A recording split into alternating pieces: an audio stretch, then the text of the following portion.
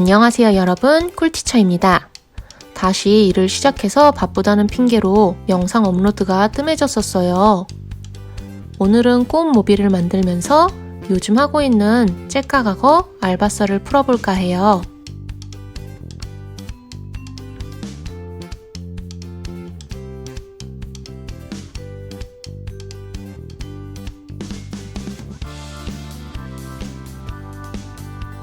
시작하게 된 이유를 설명드리기 위해 현재 제 상황을 말씀드리자면 저는 30대의 나이로 몇 년 전에 결혼을 한 상태예요. 서울에서 살다가 경기도로 이사를 오게 되어 왕복 3시간 이상 출퇴근이 너무 힘들기도 했고요. 아이 가질 준비를 해보자며 겸사겸사 작년 2월 말 국공립 어린이집을 퇴사했었습니다. 이후 1년이 가까운 시간 동안 임신은 생각처럼 잘 되지를 않았고 아이도 없는 상태에서 언제까지 일을 쉴 수는 없다는 생각에 일하는 시간이 짧은 어린이집 보조교사라도 하자며 올해 1월에 구인구직을 뒤적이기도 했었는데요. 그때 아이 키우는 친구가 째까각어라는 아이돌봄 서비스 앱을 알려줬었어요. 어디 취직했다가 임신이 돼서 1년도 안 돼 퇴사하거나 직장에 눈치 보이며 다니느니 원하는 시간만큼 프리랜서로 일할 수 있으면 좋겠다는 생각에 시작하게 되었습니다.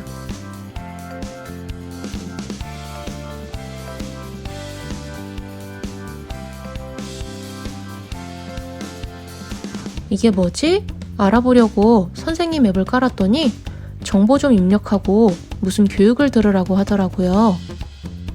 1시간 정도 되는 VOD 교육을 듣고 간단한 인적성 검사 테스트를 하고요. 줌 인터뷰 일정을 잡으라고 하더라고요.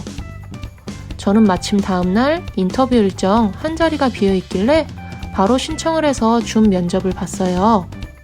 처음 단체 인터뷰는 VOD 교육 때 알려준 째까각어 활동 시 주의해야 할 사항들을 잘 기억하고 있는지 랜덤 지목해서 물어봤고요. 다음으로 진행된 소그룹 인터뷰에서는 아이들을 만난 경험이 많은지, 선생님이 잘하는 게 무엇인지, 모의 상황을 알려주면서 이런 상황에 어떻게 대처하겠느냐 그런 질문을 물어보시더라고요. 째까각어 선생님은 보육교사, 대학생 선생님, 특기 선생님으로 나누어지는데요. 저는 보육교사 출신이어서 그런지 아이들 만난 경험도 많고 하니 뭘 많이 안 물어보고 금방 넘어가더라고요. 인터뷰 해주시는 선생님께서 대부분의 예비 악어 선생님들에게 좋은 말들을 많이 해주시는 편이었는데 대학생 선생님 중에 좀 많이 긴장해 보이고 목소리가 작은 선생님에게는 걱정스럽다는 말도 하긴 했었어요. 그리고 앱에서 모의 상황을 주고 제가 실제로 아이를 돌본 것처럼 돌봄 노트 작성한 것도 보내라고 해서 보내고요. 하루 뒤에 합격 메시지를 받은 뒤 째까각어 앱에서 작성하라는 것과 보육교사 자격증과 경력증명서, 통장 정보 등 서류들을 제출하니 째까각어 선생님으로 부하되었습니다. 뭔가 며칠 만에 얼렁뚱땅 해치워버린 것 같지만 그래도 이왕 합격한 거 어떻게 활동하는 건가 몇 군데는 돌아다녀 봐야지 하고 돌봄 공고를 살펴봤어요. 돌봄 공고에는 제가 이 아이를 돌볼 시 받을 수 있는 활동비가 표시되어 있었어요. 처음 신입악어 등급으로 아이를 1시간 돌볼 시 시급 10,000원을 받더라고요. 창의미술 수업을 하면 1시간 12,000원이고요. 창의미술은 째까각어 커리큘럼 중에서 아이가 원하는 수업을 부모님과 상의하여 결정하고 준비물을 교사가 챙겨가야 하는 시스템이었어요. 제가 처음 째까각어를 시작했던 게 1월 중순이었고 커리큘럼 중에 클레이로 새해떡국 만들기 수업이 있었어요. 클레이가 연령 상관없이 아이들이 자유롭게 놀이할 수 있는 좋은 재료이긴 한데 사실 그렇게 저렴한 재료는 아니라고 생각하거든요. 창의미술 수업 시급 12,000원에서 빼기 준비물 2,000원 이상, 빼기 왕복 이동교통비 2,000원 이상이 들어가면 현재 최저시급 9,160원 시대에 멋 모르는 대학생 등골 빼먹는 알바구나 라는 생각을 잠깐 했었어요. 10분 정도 머리를 굴리며 간 좀 보고 있는 사이에 저에게 콕 찍어 요청이 들어왔고, 요청 들어온 김에 한번 가보자 해서 처음으로 3시간 놀이 돌봄을 다녀왔었어요. 그런데 첫 돌봄을 끝내고 나니 신입악어 딱지를 뗐다고 시급이 오른 거예요. 놀이 돌봄 1시간 13,000원, 창의미술 1시간에 17,000원으로요. 이 정도면 조금 다닐만 하다는 생각이 들었고요. 보육교사 출신이어서 부모님들이 믿을만 하다고 생각이 되었는지 콕 찍어 요청이 계속 들어오더라고요. 그렇게 방문한 가정마다 재수업 요청이 계속 들어오고 1월 중순 째까각어를 시작한 지 일주일 만에 2월까지 평일 오후 스케줄이 다 차버렸었어요.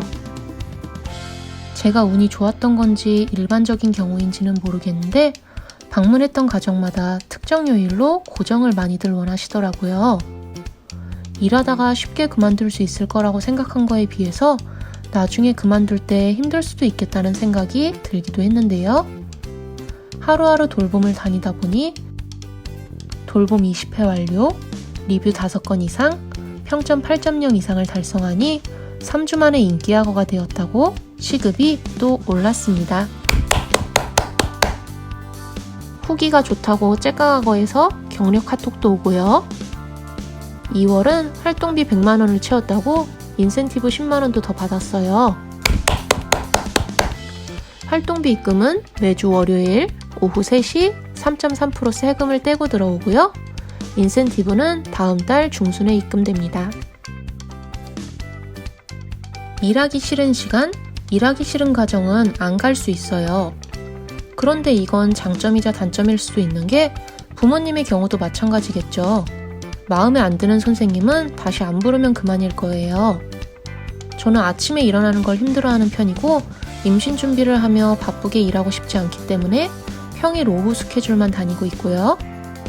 째까각어 처음 시작할 때 매번 새로운 집에 가는 게 긴장되잖아요.